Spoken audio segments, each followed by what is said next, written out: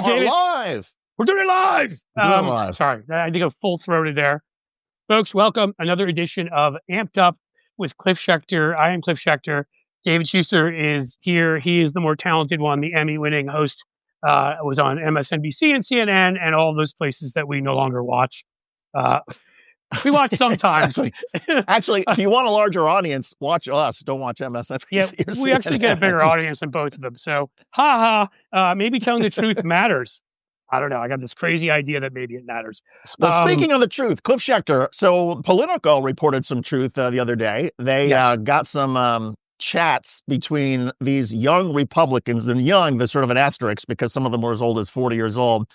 And the language was about but they're young in experience in life, David. Young out. If you're going in basement years, basement years are sort of okay, go ahead.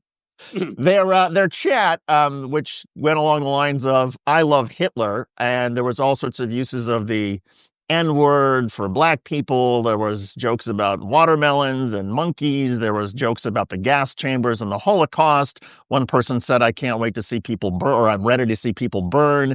I mean, it was literally the most racist. It sounds like Carlin. Who doesn't find that stuff funny? Right. And there was another person who they talked about rape and how rape is epic, as if it's something fun.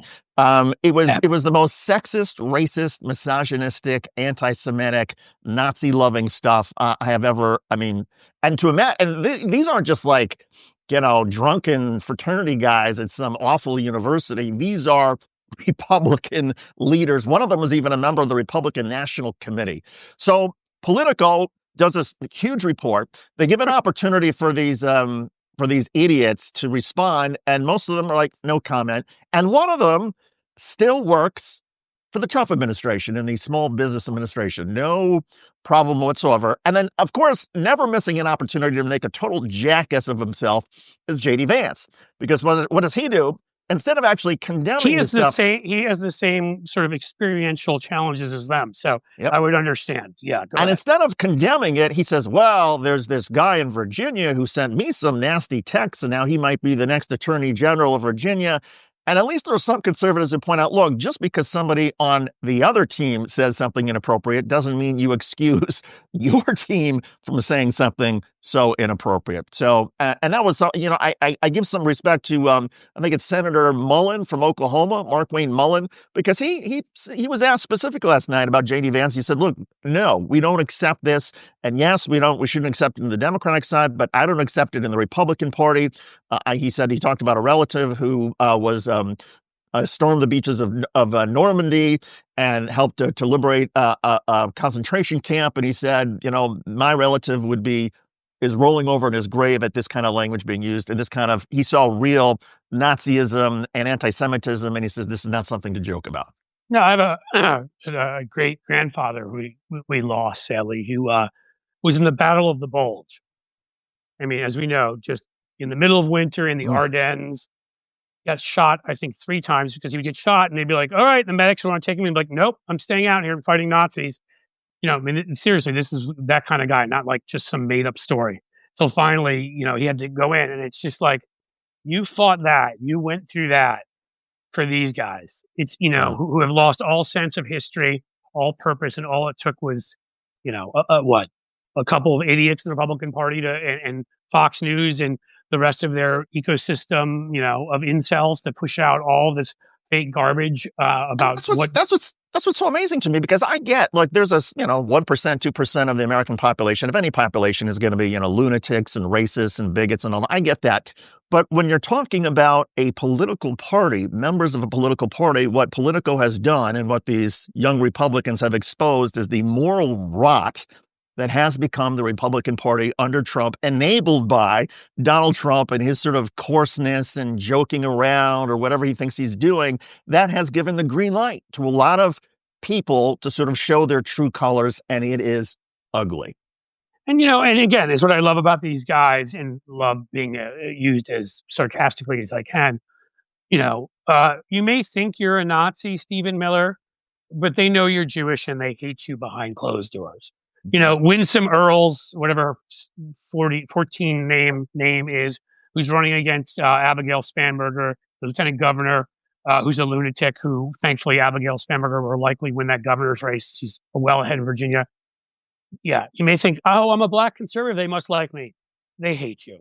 Rick Grinnell, who's gay, or Peter Thiel or whatever. They want your money, Peter. They behind closed scenes, they find you repulsive. You guys can all pretend. You'll tell yourself, no, no, it's okay. It's all good. I promise you, Greg Abbott, the minute you leave, they're making disabled jokes about you. Yeah. Like all of you just don't seem to all get it, do you?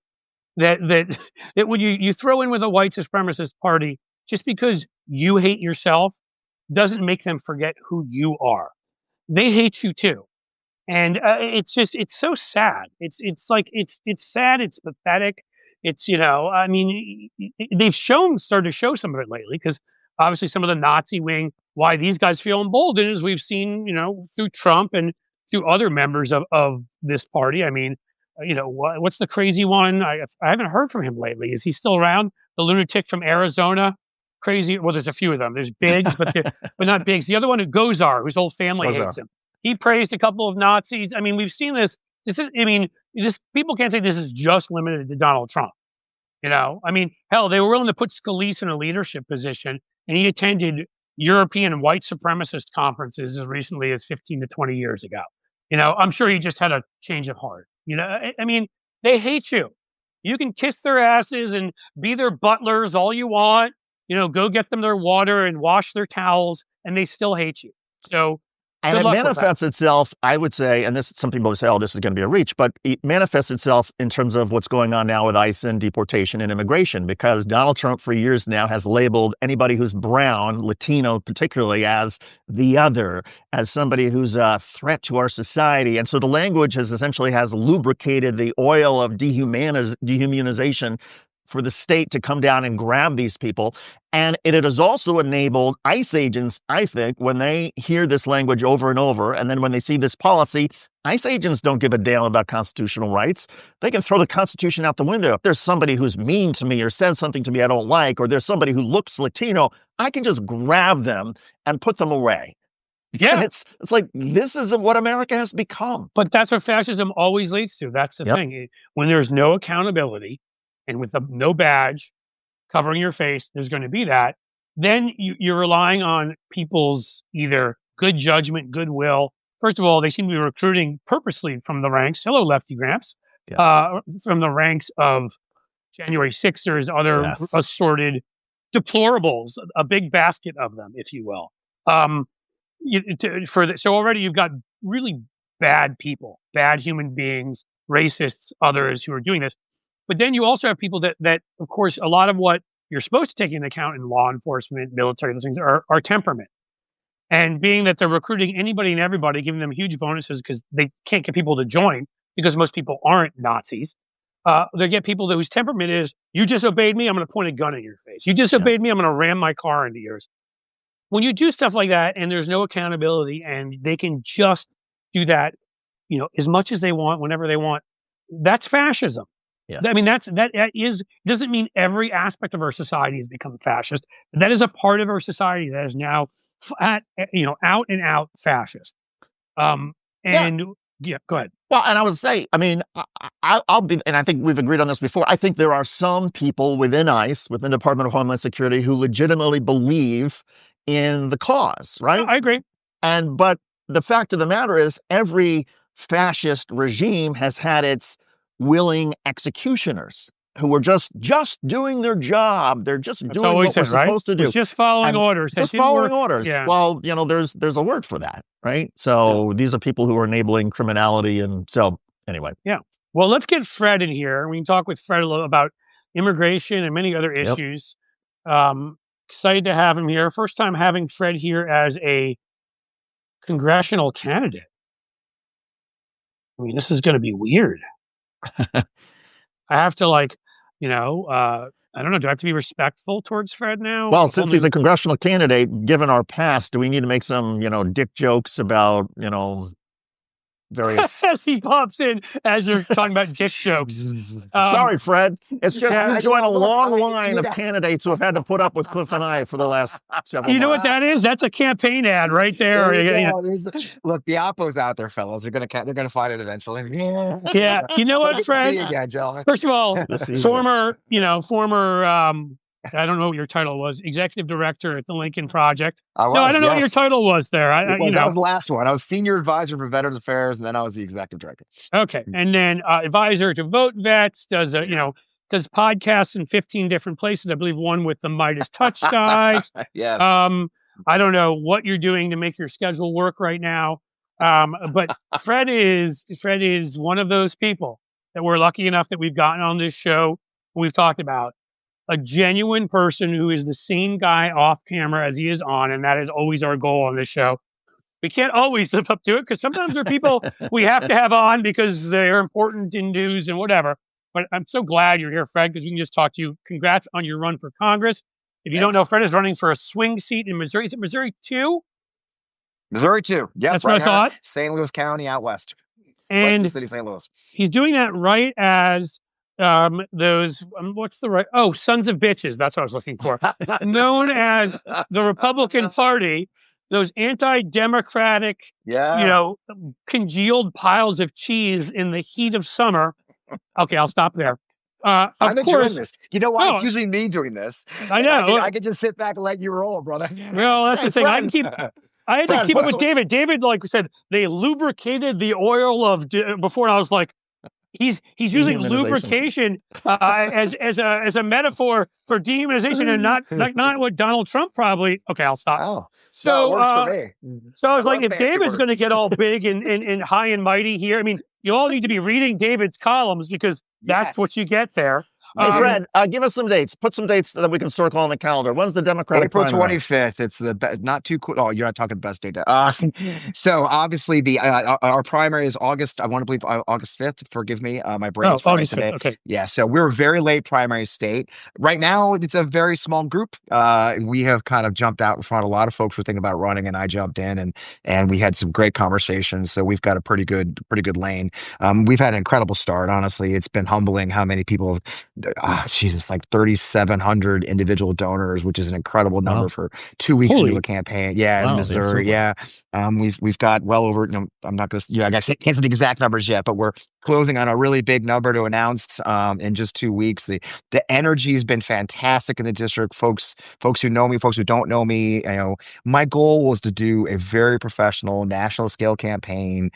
Give Congressman Wagner a run for her money this time, and I'm excited. I think we're off to a good start. It's a swing district, right? I mean, we've got a good shot. It is. It is the 13 on the list of red to blue state districts. It's 13. It is also DCCC targeted race of the 33 they're targeting this cycle. So we are getting national attention, and I want to leverage that quite a bit because honestly, we can't do it alone. It is Missouri. A lot of folks have, a lot of folks in the district are tired. I talked to donors. They're frustrated. These are people who've been battling for years. But what got me going is No Kings is tomorrow, right? Well, the last No Kings rally, we had over 7,000 people on the side of what is a major thoroughfare through the St. Louis West County where I live, Manchester Road. 7,000 people out there. And we had nuns, man. They made the nuns mad, y'all. The nuns were out there protesting. You get the nuns, this is Missouri, man. You get the nuns yeah, but out now, there, these guys, they'll end up shooting them in the face or something. Yeah. Well, that's a good thing. It's a good, busy road. So, but having said that energy, the hunger at the grassroots level for a fight, and you guys know me, I'm an old veteran, 20 years in the Army. I've never fought for veterans' rights. I ran a COVID field hospital. I've never shrunk from a fight. I think my fiance would like me to shrink from one or two, but in this case, I just feel like the moment's right for Democrats, the base. Everyone's looking for somebody who's going to roll their sleeves up and push back and fight. Like I said, I was the Lincoln Project. I'm not afraid to take a tussle. Well, we're craving it. It's beyond that. Yeah. I think you want to ask something, David. So I'll just say quickly, Fred, because I think it's important for people to know who don't know Fred, all of you who are out there, because you've heard me talking about various candidates on here. I'm not going to get Fred in trouble and make him have to say anything because I've been very critical of Democratic leadership, who I don't think has fought hard enough. But when you see a Jasmine Crockett stand up and fight, when you see a Chris Murphy stand up and fight, when you see people that are willing to get in their faces, message, talk about the fact we had Greg Lansman on her 2 weeks ago who made it very clear Love that they're, Greg. or a week ago, who are the billionaires on the other side. It's a simple equation here, folks. They like Trump because they're taking our stuff. They want to take our rights away from in our democracy, and they want to take our money away so they can do, our health care, our SNAP and everything, so they can load their pockets with even more. Democracy and our economy are intricately, attached, and they're doing this in secret rooms with Donald Trump, with secret deals. Who knows what Argentina's paying him? Who knows what? I mean, and Fred will fight this fight. Fred is that kind of person. Fred is the one who's going to say what needs to be said, message what needs to be messaged. And that is why, like, I'm so behind you. I mean, because again, I can't take the mealy mouth crap. I can't take I've the, never been like, accused of that. no, It was funny. It was very funny because disappointed in yeah, don't it's write not any my stern thing. letters. All Oh, right. I'm gonna write a So, letter. Yeah. Yeah, I'm known for that. It was kind of funny as we're preparing, and Dave, you'll appreciate this too. It's like and because you've been a campaign guy, it's like we were getting ready. I've been on Twitter since OG days, like 2008, and 9 when it came out, and then of course I've had my show for 3 going on 4 years, and they're like, look, we could try and go through all your stuff, but what's the point? And I'm like, well, I stand by everything. And one of the things we've embraced with that, because people get nervous, like, well, you said this, or "Hey, I criticized Biden in 2012. Yeah, I didn't like Biden in 2012. He made me crazy. So yeah, it's there. I oh mean, my God, you're honest about it, I and know, that's right? the, if Yeah, you you can't. are, you can Yeah. diffuse it and move So to the next thing. why bother? Just it's out there. Hey, look, they did nasty. I had hit pieces written about me when I was the Lincoln Project. Oh, he had bankruptcies. Yeah, 9/11, and then I lost my business in the pandemic. Yeah, that happens. And you know what happened? I dusted myself off and I got back in the fight. And that's what the American story isn't these petri dish candidates who've had the perfect little lives. Because what we find out is weird stories about goats and mistresses.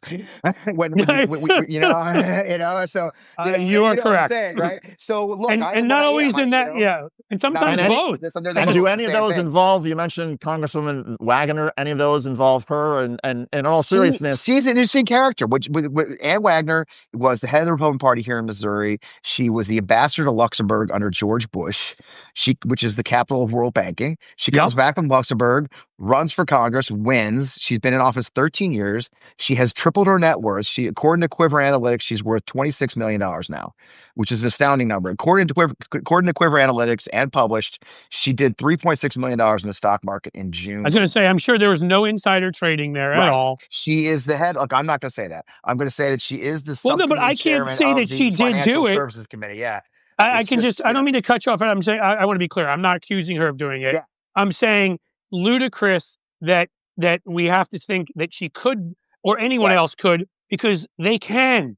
It's Yeah. not banned, and There's no banning. that is insane. She's on the banking committee. She's head of the financial services committee. The majority of her bills, if you group her bills together, the like 34% of her bills had to do with banking. She doesn't believe in pork belly spending, so she hasn't sent any money back to the district. So we've got a member of Congress who's been in Congress for 13 years, has never held a town hall open to the public, 0 town halls. She has tripled her net worth. She doesn't bring home money to the district because she doesn't believe in that. But I bet The she only money accepted she's the bringing to the stimulus district, check. right. Well, the only money she's bringing to the district is her own. I mean, that she's doing great. And meanwhile, my hometown Wildwood can't get erosion control money to stop flooding. Manchester, one of the major thoroughfares, flooded because of a rain. We got 5 rivers in this district. Mississippi, Missouri, Merrimack. I mean, nothing's being done about any of this. Our soybean farmers are suffering. Hasn't said a word about that. So what we really have, it's one of those Congress members who I call them the jelly, right? You can't pin them down. Their goal is to fly under the radar, keep a low profile, do the minimum, do constituent services, and keep getting reelected because they got an R in front of their name. And so it's a little bit tougher running against folks like that because it's not Marjorie Taylor Greene. I'm not running against Lauren Boebert. I'm not going to raise $30 million because they're so crazy. That's not that candidate. What we're going to do is run a very professional campaign. We're going to build a very aggressive field program that gets the Democratic message across the district. Because in this district, that's where it gets really interesting, you guys. In this, Missouri has these initiative petitions, right? Yeah. We just had 2. We had paid sick leave and we had a women's right to health care, abortion on the ballot. While Ann Wagner won her district and Trump won this district, both of those passed by margins like 20,000 votes for paid sick leave, Yeah. 16,000 votes for abortion. So the issues We know that care here about, in Ohio, it's the right? same deal. The issues we care about Yeah. are Democratic issues. So if we can make people understand that the Democrats are the ones fighting, because what happened was we passed those, the Republicans gathered in Jefferson City and immediately overturned them. And so we're got to teach people like you voted for these, they got rid of them, and Wagner supports that. So it's a little bit of a connecting the dots drill, but people are frustrated, man. I mean, I would say a lot. You guys hear it, I'm sure. Is that the title of the job is the job representative, and you're not representing your community if you're not even doing anything like bringing them anything. So You're also that's our supposed to role. be supposed to see something of a leader. What is she like Yeah. personally? I mean, has she reached out, for example, to you just to say, "Hey, Oh congratulations, no. welcome to the race. We'll look Oh forward no. to discussing." No, Nothing. they call me a lackey of the far left, and because of the crowded Democratic field, it'll be a race to the most liberal. It's like whatever, Yeah. lackey or what? A former They Lincoln smeared me. Project Yeah, the Lincoln veteran for Project. 20 Yeah, years yeah. from Missouri. They're all known as being far Yeah, left. I'm Yeah. far left. It was funny. Which they tried to make the Lincoln Project scandals like, well, we beat Trump, so whatever. Yeah, So exactly. it is what it is. It's kind of it's interesting she even noted because in the past she hasn't been noted her opponent. So that tells us She sort of sadly sounds like another one, the way you talk about she got appointed by Bush, who was originally a Bush Republican, which I'm not going to claim I loved either, but at least sort of it stayed within the boundaries of, of, uh, normalcy. yeah, not being a fascist. Let's just say that. Yeah. Way too But the conservative for me, I'm silence is sure. compliance. Silence is Right. compliance. Like by But that's what they approving all do. these Yeah. bills, right? She's approved all. She had the audacity to go online the other day and say that she and Kat Kamek, who's also very level-headed, are fighting because of the shutdown. WIC is going to suffer. Women and children. They literally passed the big billionaire bill that cost $4 million people off of the SNAP benefits, right? To include veterans and seniors and disabled people and children and women. So the audacity to say, well, we're for women and children, but we're going to cut your damn SNAP benefits just in case one illegal gets them. I mean, so But it's an they interesting needed more fight, money. I mean, in Elon Musk's defense, he needed more money to train him how to not speak to computers, how to interact with humans that aren't run by AI. So these guys need their money for things, Yeah, Fred. I yeah, mean, come yeah. on. It's a fascinating moment. We're in the fight though. The energy's been great. I'm in. I enjoy. I'm an old soldier, so I kind of enjoy getting in the fight. Let's be honest. It's the waiting was killing me. But now that we're in it, we're ducking and talking to folks and getting out, giving speeches. I'm having fun, and we're gonna go do a thing today out in St. Charles County, which is one of our outer ex-urban, I'd call it. I wouldn't call it rural per se, but ex-urban counties, and they've got a big event out there. So we're having fun. I built a real good campaign. I got some famous people on there that are doing it right. So I think we're off to a good start. We really are. Can I One of the ask you? questions that I Oh, know good. that, sorry, one of the questions that I know that, I mean, a lot of constituents and a lot of Democrats will have. Staying Let's just hydrated. stay hydrated. Let's just suppose, and Yeah. fingers crossed, you do win. You win in, Yeah. Yeah. November God help us all. 2026. And let's just suppose also that Democrats get the majority in the House. What do you see as being the top priority for Democrats, assuming they control the House, maybe the Senate, but you still have a Trump administration? We have to address the affordability crisis in America. I mean, look, the reason I'm running is if you guys remember I call it the big billionaire bill, when they're doing the BBB, the same weekend the Senate was debating cutting more people off their health care and more people off of SNAP was the same weekend as Jeff Bezos's $56 million wedding in Venice. If you God. remember correctly, the split screen on the news was Senate saying we need to screw more Americans and Jeff Bezos waving to little people, the poors. And it was just such a split screen for me. It said so much. I've got 4 adult children and 2 more here. My oldest son-in-law is a National Guardsman who did the Unite the Right rally in Charlottesville. He was there for the riot. My oldest son works for a corporation, can't get out of his starter home, can't afford a home. My youngest daughter owns her own small business outside of DC. Absolutely train wreck right now. I mean, they had the worst July they've had in 5 years because of tariffs and because of the cuts, and now they got the closures. It's killing them. My youngest son is now in healthcare, thankfully, but when he was a bartender a year ago, full-time bartender at a very popular local restaurant in Richmond, Virginia, when he applied for the ACA window, he was given Medicaid. So when I see senators and my Republican the state, delegation saying that there's these 28-year-old men, 27-year-old men who are laying around playing video games all day, getting free health care, I just lost my shit. I'm not going to lie to you. It was like, this is so ridiculous. I know my kids are working their asses off to get ahead. And the American, David, you and I are probably the same. I think we're older than you, Cliff, but I don't know. I'm assuming we're about the same age, but a lot of us have adult children. And what's fascinating to me, you guys, is I've gone out in the district. Every time I talk to a man, and often a women, but especially young men our age, they go, Fred, don't worry about my kids. I'm the son of a World War II veteran, GI Bill, first in his family to go to college. All 4 of his kids went to college. We were handed this American dream. I don't believe that we are handing our kids that same opportunity. And if you're not the top 10%, you're definitely not, right? And so I hear this all the time. A friend of mine who is the representative from my hometown, Kirkland, Missouri, it's just down the road from me. I only live a few miles from my original hometown. He said that the number one thing he hears consistently from his constituents is, my kids can't afford to live in Kirkwood, which is like a Right. little Mayberry town, right? The town I live in, the town I was raised in, my kids can't live here. We're pricing our kids out of the. So I was just talking to Senator Lisa Blunt Rochester this morning. She Mhm. fielded a plan. Of course, Greg Lansman's got his 10-point plan. Yep. I think there's some great things. We have to repeal this billionaire bill. We have to get the tax healthcare fixed. But if we do not show it's not enough to be anti-Trump anymore. If we don't show American people that we have an agenda and a plan to fix what is everybody's mind. And it isn't just today. I mean, everybody says, oh, Trump this, Trump that. This has been going on for a long time. And there's people who've burned out in the Democratic Party too. I have dear friends Yep. text me like, I'm so sick of the Dems. They're beholden to the big money. They're beholden to this. There's a lot of rich people on our side too who just Well, don't I see worry it. that waters the They just messaging don't. It down does. Right. And I'm not going to do sometimes. that. Yeah, because you're afraid to piss off your donors. And I get it. Right. I'm not going to lie. My donors here in town, I think I make them nervous. I'm not going to lie that I had a conversation, said, Fred, attacking her about her wealth, and you're allowed to be successful in America. Yeah, but 90% of us aren't. And the fact is that when my dad was growing up, owning a home was the ticket to the ownership class, right? We talk about that a lot. Well, BlackRock, I think the first quarter this year, BlackRock bought 274,000 houses and is Right. going to rent them out, right? We have the largest gap between median income and median home price in the history of America. I We have mean, interest rates that aren't going to, again and again and again. you are That so on all. Yeah. dream is out for our kids. And yeah, I'm glad you're successful. I'm glad that you're in the top 10%. But we are not handing that to the next generation. And generational wealth isn't the future for the majority of Americans. Right. And I think we have to recognize. So it's hard to, you do want your donor support. And I understand. I'm happy for them. Hey, my fiance has worked her ass off, has been very successful. I'm lucky. I have had some bumps. I chose to go to the Army, not the brightest bulb. But having said that, we all have to look at what's happening and say, this isn't right. This isn't the America that my father dreamed of. Right. And Well, we owe it to my father's dream. I've never understood it. I didn't want to, but I thought I didn't want to forget this point, which is, whether you're multimillionaire, billionaire, however you're doing, clearly, like they get defensive or somehow they want Democrats here and there to water down messaging or whatever. And Right. I don't understand it. We're not Yeah. talking about you.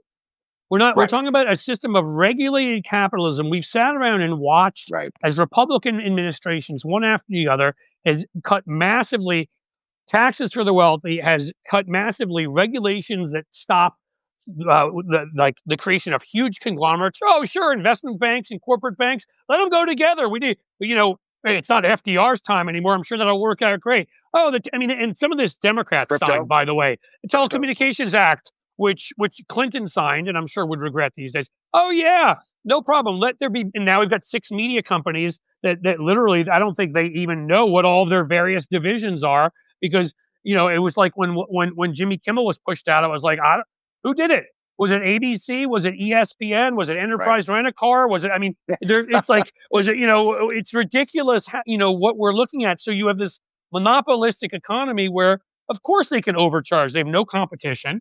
They don't have to pay their workers well. Yep. And then you've got billionaires who, if all these people, what I'd say to these people on the Democratic side is, go look up what the top tax rate was under Eisenhower. You'll be shocked. And look, we were a pretty strong democracy back then. I'm a capitalist. I'm a capitalist. I am too. It's regulated capitalism. But what I'm saying is, it's just like it's unlimited capitalism. Like in 1905, the last golden age, the Gilded Age. You just can't have unregulation. Like they're talking about. Oh my God, they're talking about rolling back the Endangered Species Act. How fucked are we? Right. If we're gonna say, fuck those whales. I mean, I know. what are we doing here? Screw the whales, man. We need more fish. We need more RFK Juniors riding around with whale heads on. Or what do we fucking do? So when I say that, I say, look, we've got to have some common sense here. We've got to have an opportunity for all Americans to have it's a fair deal. It's the square deal that Teddy Roosevelt talked about. Everybody deserves a square deal. And right now, I mean, look, I tell you, I'll do a juxtaposition, right? I mentioned my dad being a World War II vet, GI Bill, VA home loan. Me, young man, I lost my first wife sadly in a car accident. I end up in Hawaii. I met a wonderful woman. We get married. She had 2 kids. We had 2 more. So I go from widower to father of 4, married in 3 years. To go big or don't go. Wow. And so I arrive in Peachtree City, Georgia. I did the numbers. I'm a 33, 34-year-old captain, senior captain in the United States Army. We decided to buy a home in the 10th most affluent city in America. We buy a medium market home with 4 bedrooms in the great school district. And I bought it with my VA home loan. I was allowed to have even then, and everything's great. Now I lost it all in 9/11, but that's neither here nor there. But I'm 33 and I have this. My son is 32. He works for a major corporation. His wife works for a major corporation. They live in a fairly medium marketplace. Okay, not terribly expensive, certainly not 10th most affluent in the country. They've got a small little ranch starter home and they can't get out of it. It's too Right. small to have more kids. And this is 30. And so I'm asking myself, where did we go wrong? And here's the most shocking thing, guys. When I decided to start running, and not gonna lie, my family's nervous. We've seen violence, right? We saw what happened to Charlie Kirk. We saw what happened in Minnesota. I've been doxxed 5 times. My address is out there. People post my pictures in my house all the time. My family's always been worried about my physical safety, and that was the biggest concern. But what's fascinating to me is my son, who's not a political guy at all, and I didn't know what he'd think. And I said to him, I said, I think about running. He's like, thank God. He goes, I'm so glad that somebody who gives a shit's going to run. He says, I'll tell you what. He said, this is the shocking thing. My son said to me. He goes, I gotta be honest with you, Dad. We just figure out me and people, the guys my age, we all work. We've just decided that our value is our place in the world is increasing shareholder value. And I want you to chew on it. I want you to chew on that term even makes me sick. A 32-year-old Army veteran. He's an Army veteran like me. He was in the 82nd Airborne. He's no slouch either. He's got a child. He's got a 4-year-old. He's got a wife. They both work for a major U.S. corporation. Pretty good jobs. But imagine that's what I've. And I blame me, you guys, I in some way for not doing enough sooner. But if we can look ourselves in the mirror and accept that we have children who are of age, who are having their own children, and who actually believe that their only worth to society at this point is increasing shareholder value, we are so screwed as a society, as a nation, an economy, as a politic. So for me, running, that was kind of the final straw. I said, you know what? I've got this show I do on Midas Touch, 100,000 people watch it, whatever the number is. I've got almost 1 million people follow me on social media, which is crazy because I cuss a lot. I think that's part of the charm. Probably why they are. Yeah, it's probably why they are. You could argue otherwise. We curse on this show all the fucking time, and we're gonna 450,000 people are gonna end up probably seeing Cliff. By that standard, you ought to have 10 million. Yeah, I know. Exactly. Yeah, there you go. I mean, what the fuck? What am I not doing? Get to work. Look at me. Look, I'm gorgeous. No. Everybody's wild for the grizzled old man. No, for me, I said to myself back there, I think it was like August or so, I finally kind of gave into it. I was actually hiking in Olympic National Park. I said, I can keep talking at a camera. I don't yell. I'm not a yeller. I'm a talker. But, I can keep talking to a camera, or I can use this privilege, which it is, this blessing that I have, that people like the fine folks watching the show follow me and find hope. And I think that was also one of the straws. Was my beautiful fiance and I are at the Municipal Opera here, which is our big outdoor theater. It's lovely, and we were waiting for a rain delay because it's an outdoor theater. And a woman came down. She said, "Hey, are you Fred Wellman?" I said, "Yes." Nice to meet you. She goes, I think she said, "Janet, I watch all your stuff. I read all your stuff. I live here in Missouri, but I'm from California. I came here to take care of my sister. And you being here and speaking out so boldly as a blue person or Democrat in this place gives me hope. I get hope." And I was really, you can say, "Oh, I love you, you're a fan," but when somebody says they get hope from what That's you really do, cool. I thought, you know what? I should do more. And I started calling people I know, like Joe Trippi, and of course, all Love these, Joe. Greg Landsman, and Joe's gonna be Joe's my general consultant. He's my top guy. That's awesome. Classic Trippi. I'm like, "Hey, Trippi, you think I should run?" He goes, "Yes, I'm gonna run it." I'm like, "Okay." I thought you were retired. No, but Greg Landsman and Seth Moulton. Seth and I interact together. Seth and I sort of interact together, and Andy Kim, who's just a great human being, and all these other people I know. I said, "What do you think?" And everyone's like, "It's going to be ugly. Yeah, you have Oppo, if you will, but we know you can take it." So, well, you're a little bit more trained, I would think, in this shit because of what you said. Yeah, you've been attacked on social media in very personal ways. You've been doxxed. We all have. Oh yeah. And so, in a way, it prepares. I mean, maybe I'd run, but I'd have to run against Greg, and he'd kick my ass. Yeah, don't do Well, that. I love I've Greg. got So, I've got a Joe Trippy story for you that I've never shared with anybody Oh, before. I want to hear this. you guys are getting I them. love a good No, it's trippy not story. about Joe. It's sort of about me and sort of a weird thing. So back in 2009, 2010, when I'm at the height of my MSNBC profile, and Evan Bayh it's clear, is not going to run for re-election in the Senate. And I had a Yeah. couple people who are family friends in Indiana say, Schuster, what would it take for you to come back to Indiana where you grew up and run as, Democrat for Senate? And I was like, wow, I'm flattered. Let me think about it. Let me call Joe Trippy. And Joe said, Schuster, I'm on a plane with you tomorrow. We can get those signatures. You will be the nominee. And he says, well, let's go do this That's thing. trippy. That's And the I was guy. like, I love you, Joe, but I'm not that crazy. But anyway, but it was, And yet here I am. but Yeah. his enthusiasm, and he was, straight about what your chances would be and all that Yeah. kind of stuff.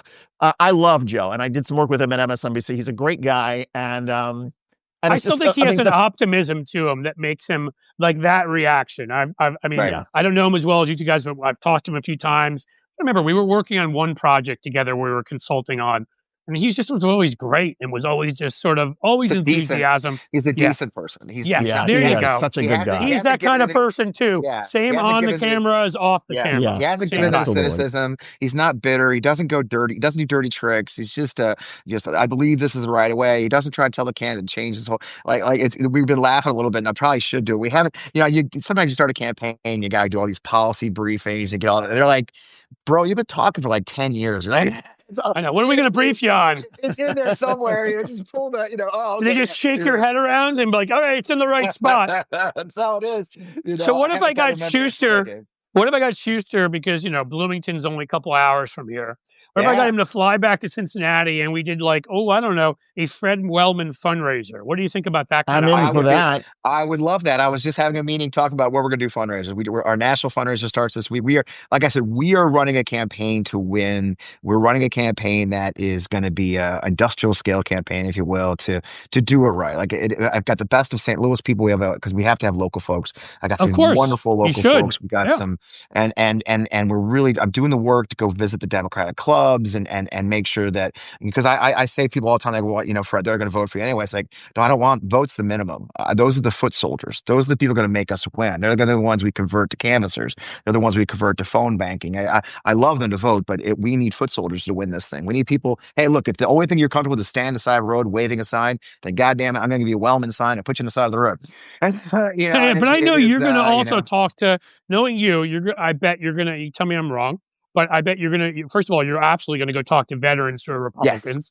And I think you're going to go out knowing you're going to go door to door. You're going to go in some rural areas. You're going to go to some places where, where people might be predisposed not to like you just by the fact, oh my God, Democrat. I hear that they eat children. And, I think your personality and background can break through. So again, I know there's only so much time and you got to figure out the best way to use it. But I'm hoping, because I do think if people meet you, they will support you. That's very kind. I mean, we're running everywhere. That's the foundational principle of the campaign. We run everywhere. The district is a very unusual district. Is an affluent district, if you will, but that's because 72% of the district is St. Louis County, which is fairly well. About 2/3 of St. Louis County is the district. But we also have St. Charles. We have Warren. We have Franklin County, which is very rural. Number 2 crop is soybeans. We have these rivers running through everything. So we've got and if they're trying to redistrict, but it doesn't really affect me. We're running anyway. But in the end, I'm very comfortable going out there. There's a veteran. I'm very comfortable. I had the most fascinating situation about 2 weeks ago. I met the funny thing, we butted heads online. We both said ugly shit to each other. And then I blocked the dude and we found me on LinkedIn. He kind of I told Schuster not to do that, but I know. this is fascinating, you guys. So I look at the guy's LinkedIn. We served the 101st together. And I said, dude, we're in the 101st. And he goes, what? And then we said, okay. Right? It's amazing. And he and I started talking. We met for a beer, which made my family a little crazy. And he's a good dude. I mean, we have very different views of politics and issues. But he said something really humbling to me. And I'm proud of it because we don't agree on things. He said, I've been following you for years. I disagree with almost everything you like, but the thing I've noticed about you is you've never wavered from your values. Like Mm. you've always like the things you say today are the things you said 4 years ago, 6 years ago. You've always said this is what I stand for. And while the politics may do this, this is what I stand Right. for. Right. And I think in the end, if we can do this, and another story I'll tell you that I really have been using, and it's not one of my stories, but again, my friend who was a rep in my hometown told me a story. He knocked on the door of an elderly gentleman in his district. And the man is 80 years old. And they said, well, what's on your mind? And the man said, now this is an interesting story. Don't laugh till the end. I want you to hold your thoughts. This number one issue the guy said was, well, I'm worried about these boys and girls bathrooms. And so my friend's like, okay, so safety. And then they said, oh, I'm worried about these boys and girls sports. He goes, okay, so fair enough. He goes, what else? He goes, well, my wife's medicine is so expensive, we can only afford it 1 week a month. So for 1 week of the month, she's able to do errands, go to Costco, right? But for 3 weeks, she's kind of stuck on the couch. Now, I think my gut reaction would be like kind of laugh because his priorities are screwed up. But I also know I have physicians in my family, and a doctor will tell you, especially with men, that the most important thing of a physical is the last 5 minutes. Like because men, they get like, oh, by the way, I got this huge lump in my ass. Like, oh, that seems important, or therapist. A therapist will tell you. My therapist busts my chops because everything always happens the last 3 minutes. I'll be getting up to go and go, oh, by the way, Heather wants to murder me, and let's talk about that. And it's because Is it of us, logical especially. or is it? Yeah, Yeah, I'm yeah. kidding. It's a logic thing. It's something about men. But let's think about that. Let's pull the thread on that. 80-year-old man, maybe he's a boomer, maybe he's greatest generation. He just admitted to a total stranger, a politician from the opposite party, that he can't take care of his wife. That because of the cost of healthcare, because of the cost of his pharmaceuticals, he can't afford he's not able to take care of his wife. Think of the shame there's there. Think of the embarrassment. Think of what it took to admit that. So I kind of conned the third. I've been telling my followers, get to the third answer. Because if we don't start getting past those things and start actually talking the real things, because I assure you, boys playing girls sports is not keeping that gentleman up at night. But I do know his wife being stuck on the couch for 3 weeks is. And so I think we have a lot more in common than we need to get. We're going to have to work through these other things and find having or just agree to disagree, I think. But in the end, we've got to figure out how Right. 80-year-old, 70-year-old women can afford pharmaceuticals, get off their fucking couch, that we can enjoy. It shouldn't be a privilege to be healthy. That doesn't seem right to me. I mean, this is just right or wrong, No, not left or in a right. basic society, I'll say this quickly. I Right. think I'll let David ask, but I mean, to me, this is important on messaging, which is we need to assemble a larger coalition. You talked about where Yeah. you're from, and you even talked about your kids, and it sounded like some of your kids Yep. had the kinds of jobs where they'd be middle to upper middle class. Yep. Others might be working class. Yep. I believe we've got that middle to upper middle class we've been gaining among them. I believe that we can unite both of those groups because it's all the same problems, right? It Right. may be more It is. desperate if you're working class because you may be worrying about your health care.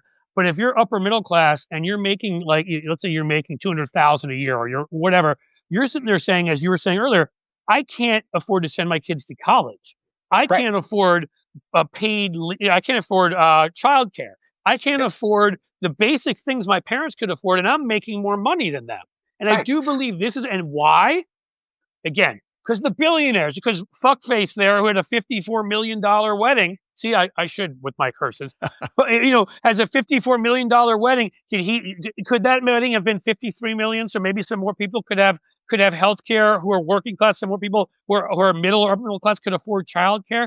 I Right. really believe that's part A to me is uniting those groups because economic issues are so important to all of us. And part B is saying, look, you're not getting bogged down on trans issues, and that's not anything against the trans community. It's that we shouldn't be getting bogged down on any issues where they're trying to hem us in with some extreme rhetoric and say, do you hate children? Do you hate Right. people? I believe that everyone is created equally. I believe that everyone should have the rights and freedoms. And no, you're not going to get me into some stupid conversation. I will support everyone's freedom and everyone's equality. Now let's talk about the fact that you don't want people to have a job so you can give more money to Elon Musk.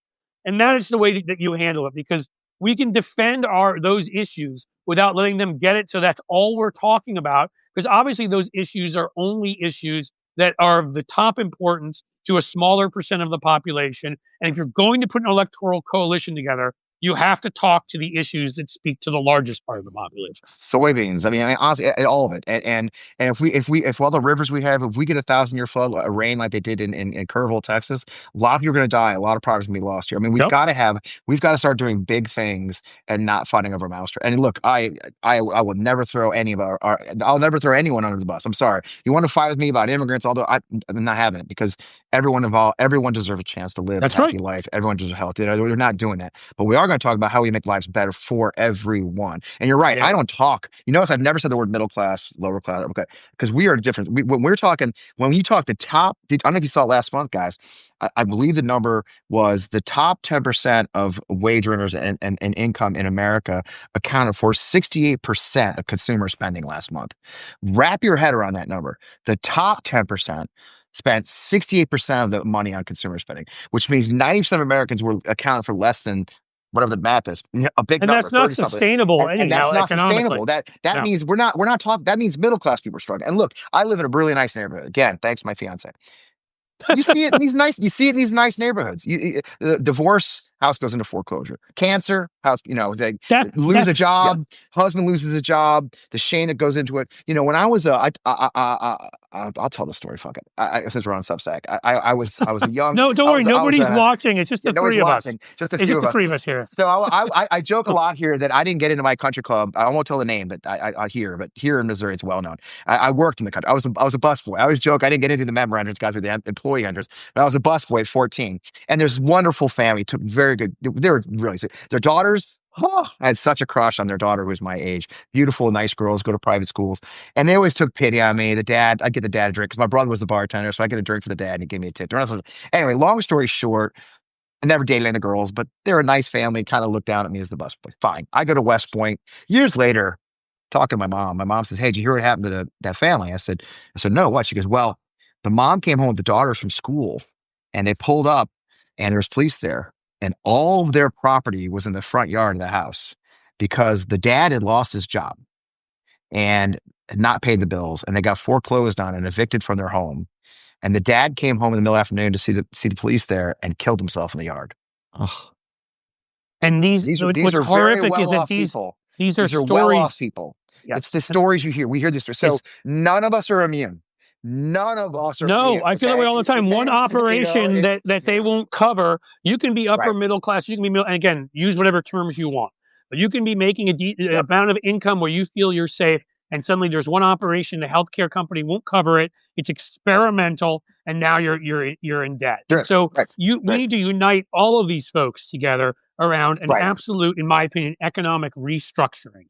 Yeah, New institutions, go ahead, David. And I was going to say, some of it, it's complicated. And so you mentioned, for example, Fred, the soybean farmers. I think there's something like 500,000 soybean farmers. Suddenly, their biggest market, China, they can't sell to China because of the Trump tariffs. The cost of producing soybeans is more expensive than Argentina and Venezuela because of all the Trump tariffs and all the inputs into farms. And so as a result, there's no place for them to sell their product. They're going. But we gave $20 billion to Argentina, so that was nice. That's the thing. Is to connect all of those dots in a congressional district. Do you find that it's hard, or do you find that people get it? I mean, what's your sense about where the voters are in putting this together? They are. I mean, because they're seeing the impact of their own lives. It is. They just. I have a guest in the show called the cold hard reality. Cold hard reality is setting in. That people are recognized that they're not being taken. No one's listening to them anymore. That they're on their own, and the frustration is absolutely 100% growing. I see it in many conversations today. A friend of mine who's out in a rural part of the county said, "My Trump neighbor just wants to go to our progressive coalition meeting with me because she regrets it." So there is a cold hard reality setting, and everybody can feel the pinch. Like I said, no one's immune right now. They're just broke at a higher level, right? It's just everybody's sort of huddling along, and you've got the ownership class and you got the others, and the wage earners and the ownership class are separate people. But I do absolutely sense that the truth is coming out. Now, look, I'm going to do town halls. We're going to start them probably next month, and come one, come all. It should be fun, should be high adventure. But that we have to have these conversations with people and say, look, are you better off? And this is Missouri is interesting too because we've had a Republican supermajority for 2 decades, y'all. The Republicans have been in charge of Missouri for 2 decades. Man, so we don't. So you're even worse than us. We've only had it for 15 years Yeah, here. if you think, well, are you better off than you were 2 years ago, 4 years? Are you better off in Congress for me 13 years ago? Are you better off than you were 20 years ago? And the fact is, we aren't, and they're no longer representing us. Now they're trying to redistrict everybody and give us different Oh, I districts. They wanted to want, ask you that so. though before, because we've got another 10 minutes or whatever we've got. Like, Yep. are there any worries that the lines to your seat get redrawn? Because of course these assholes cheat. They're doing it here in Ohio. We're going to Yep. have a conversation with the state house leader next week, who had to cancel today after you, and because they're doing it in these states, Yeah. that where they can. Yeah, So what's they going on are. in Missouri? So Missouri, they had a extra whatever legislative, super legislative, what do you call it? So they had an extracurricular convening, and It's not. It and wasn't they super. That's for sure. yeah, I don't know what it was. special sessions. They had a special session, and they jammed this map through, which the governor denies came from DC, but we all know it came from DC. And of course, their goal number one was to split up Manuel Cleaver's seat in Kansas City. They used the old Red line, the street, I think Turnbull Street My in Kansas City, God. which is where the red line is. That's what they used. They actually used that to divide Kansas City. So it's obviously racist. And so they divided Kansas into three different things. One of them goes from Kansas all the way to the middle of the state, almost to freaking Illinois. This how big this district is now. My district is tweaked a little. As a matter of fact, some people were remarking that they didn't give her more cushion, but she gets about minimal two percentage points, maybe more. They cut out a big part of the northern part. They straightened out the lines near St. Louis, and then they gave us a giant portion of rural Gasconade, Jefferson, Franklin County, which I'm fine with. And I've been joking a lot. Like, look, I'll take my 22 years in the Army, my entrepreneurs, the tough times I've had, and I'll go out to those rural communities, and I'll put my resume against her $26 million portfolio. Right. Yeah, Well, and we're she's such both. a Yeah, super yeah, banker. They yeah. sent her to the So. banking capital of the world. I mean, there's got to be something you Yeah, can and the do with farmer, that. farmers love bankers. Yes, favorite Famous, people. famous close relationship. You should just have her in commercials going to like yell at people and try to collect checks. Yeah. So I mean, it'll be where they added red light, but in the end, I don't care. I mean, and I mean, I care, but I don't care. We're gonna run, And she that's can why you're try and perfect for hide. this, dude. Right, we're gonna run, and I'll roll my sleeves up and I'll work harder. It's just that the time is now. The anger is real. The moment is now. We're facing just an existential crisis for our democracy and our economy at the same time, and we need somebody who's got the energy and can motivate people and get in the fight. You guys, I'll never be one of those Democrats who shows up in an event, pulls out his paper and goes, "Let me tell you about my 10 policies. Number one." That's just, And that's I why don't you do won't that, suck as a candidate. so I hope so. So I'm optimistic in all parts. I'm not running to lose. I'm not running to be the sacrificial lamb or move as far. I'm running to win. I'm running to make a difference for my community. And I tell people, I joke, a Republican friend was teasing me. I said, look, man, if I suck, you can fire me in 2 years. The best part about the House of Representatives is Yeah. I have to get rehired every 2 years. But if I shitty and suck, okay, good news, you get rid of me. But in the end, but what you're going to find is I'm going to work just as hard to get your vote as I'm going to be once I'm in office to keep your vote and to make our communities better. And I had the fascinating conversation with a city council member, one of our cities here, and he said that Ann Wagner's folks came to visit, not her, of course. And the first thing the staffer said was, look, you just have to understand that Ann does not believe in pork belly spending. So we're not going to get you, we can't get you money, right? But we're happy to help you. And they said, we need these things. He goes, well, really can't do that. But honestly, what we want to tell you is if your Do you constituents need an can't get their introduction to a passport, banker? We like, can do that. yeah, like why the F are you here? They're all these city council members sit there going, why the F are you here? It's like, well, if you need your flag flown over the Capitol, we're your guy. It's like, why are you serving in Congress if your goal is not to take care of your goddamn district? I really don't get it. It's shocking to me. It's shocking, But it's you did want to, like, you did say, and I want to make sure, everybody here, like, you promised that if you win, you're going to give David and I no bid contracts to do all the PR That's right. for you, right? Is that correct? Yeah. I suck at corruption, obviously, because I keep getting. I have no money. It's funny. I got when you guys know when you file to run, they send you this financial disclosure stuff you're supposed to fill out. The House is your first big thing from the House of Representatives. It's very official. And you open it, you're like, oh, this isn't like a welcome to the party. It's like you need to file your financial disclosures right now. And I'm laughing. I'm like, oh man, do gold bars and suits count or no? And I'm like, this is gonna be the quickest form ever. I got nothing. So. Hey, Fred, he gives his money to his kids. Like, yeah. Well, Fred, what has surprised you? I mean, you've been in this only for a couple of weeks, but is there something I'm a veteran now. Is there something about the campaign or campaigning or running for office that already has surprised you, that maybe struck you as something that you hadn't either thought about or expected or anything like that? Yes. It's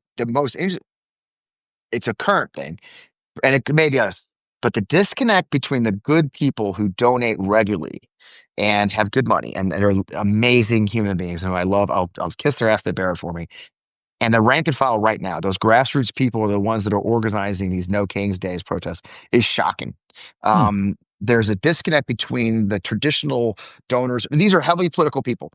Right. There's very much, I don't want to, it's a burnout, if you will. Especially here, where like Fred, I've given to 6 campaigns in a row, they've all failed. And Right. there's a heaviness amongst the donor class and the politically engaged, I should say. That's a better way to put it. The politically engaged. But the grassroots, they're ready to fucking fight, right? Because I participate in both sides. I've helped electeds here. I've helped the grassroots. I've helped organize protests. And Right. those two worlds are so, I mean, they've always been different, but right now it's like different planets. The Hmm. grassroots, the mom and The pops, fire, the on folks who've never, grassroots side. I Yeah. can't tell you how many times I've talked about, I just last night at an event or a kickoff campaign for a house rep.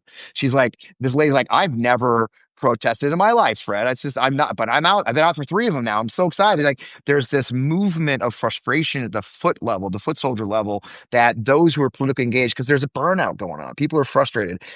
That's what gives me hope is that, Hmm. and then the other thing I'm saying, I'm having fun. I hate to, my fiance and I on the kitchen island, she's got a tough job, very stressful. And she looked at me the other day, she goes, you know what? You're like relaxed. Like you're more relaxed now than you were 3 weeks ago before you started. I said, yeah, because I'm an old soldier. I'm in the You're fight. doing something you love. I mean, that's I want to be. outstanding. I love talking to people. I love hearing their stories. I mean, it's just it's powerful to hear. It's powerful to have people feel like they've got someone they can talk to, and is going to listen. Yep. And it's not politics necessarily. It's just like, wow, okay, here's what's going on in my head. And so I don't know. I'm having fun, and that sounds crazy, and it's gonna get ugly. Look, But the Oppo's out there. I can't wait to find out what they I forgot about, But I've lived a hard life. I went to war. I lost a wife. I lost men in combat. I suffered from PTSD for decades. you can talk about And that, Fred, so and she can, you can talk about were you happy at JP Morgan Chase, or did you need to move right. up to a different bank? How was it in the banks of Luxembourg? Was there any? Yeah. Did you enjoy the lack of transparency when you put? I mean, dude, there's so much you can do. So Yeah. let me talk to you because I have so many ideas that you'll ignore I most can't of. wait. Let's do it. But if you don't listen to me, I'll just throw them out online for fun to help you because the truth is, man, there's so many ways to mock her as just a Yeah. heartless banker. I mean, Yeah. hell, man, you should just play the movie Wizard of Oz all the time around her. She's like Wicked Witch of the East. Well, I mean, there's a funny story going around that she had her car programmed, her Cadillac for years. That when she started, they would say, "Good morning, Queen Anne." oh my God. Can't make that shit up, guy. I wish I was making that Wow. up. If somebody can You get just, a, the does stuff you somebody have a hear, recording of that? Because that would be the amazing. the stuff you hear on call time from donors. No, I appreciate it. We're in the fight. We're raising money. Obviously we need to raise a lot more money. I'm not going to lie to you. She has $3.7 million in the bank now, and there's going to be a lot more coming. But we are in the fight. I think we're gonna be one of the top campaigns. We've built a campaign that people can have faith in. We're hiring consultants that aren't rip-off artists. You know how that goes. I know both guys know that story. Yeah, well, I think you know we're both works for the who same we are mind. by the way we talk. That we're not trying to just win big Right. contracts because I think I just pissed off at least the leadership of the Democratic Party, if not Yeah, plenty of other, and and we apparently, do. apparently I suck at it because I'm still poor, so that's no good. Well, I'm the but worst grifter on earth. I'm the worst grifter. well, yeah, you know what? We're not good. I know somebody accused me that the other day because I put like an extra hey, get a paid subscription in there, and they're like, you're such grifters, and I'm like. I'm putting You're work. I'm $10 putting in like everything. I don't know how many hours a week, and I'm asking Yeah, somebody for $79. yeah, I'm a great drifter. Clearly, I'm yeah. really good at this shit. It'll pay for like the lunch today. Well, Fred, for my mom, who I know is either listening now or she will listen on the repeat, and she will Hi, Mom. say, "I want to give money to this guy." First of all, Oh, what's your information in yes, terms of website? How do people I'm contact not letting you you and go. Yeah. contribute to the and campaign? I want to be clear. It should be clear to everybody, but we often there's numerous folks in a primary, and we don't endorse, but there are a couple exceptions. You know, If you like Blue Amp, you believe in us, we fully endorse Fred Wellman. He would be Yes. a fighter. He would do everything we've dreamt of in terms of not hiding behind, charts and talking points and fighting and taking on the bastards attacking our democracy and attacking our economy. So we are fully behind Fred. You should be too. And now you can, please answer that question of how people can support you. Thank you. And, Wow. and Wow, thank you. So, Wellman4mo.com. It's really easy. WELLMNFORMO.com. Wellman4mo.com. You'll see my big ugly face, and you'll see the blue link there. And more importantly, sign up for our email list and volunteers. Like, look, I tell people, you guys know, I'm end of my show. I always tell my viewers and listeners, there isn't a campaign on earth that doesn't need you.